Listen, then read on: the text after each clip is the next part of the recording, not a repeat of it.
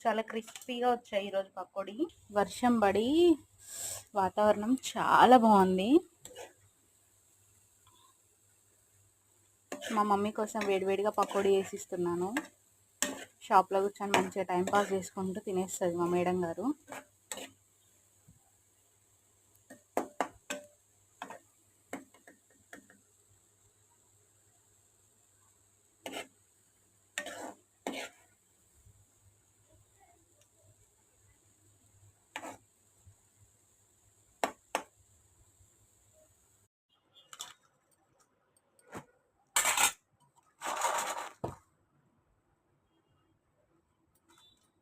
స్మాల్గా మిర్చి కూడా కట్ చేసి వేసాను. చాలా టేస్టీగా ఉంది. నాకు అసలు పకోడీ చేయడం రాదు, మెత్త మెత్తగా ఒకలా వచ్చాయి.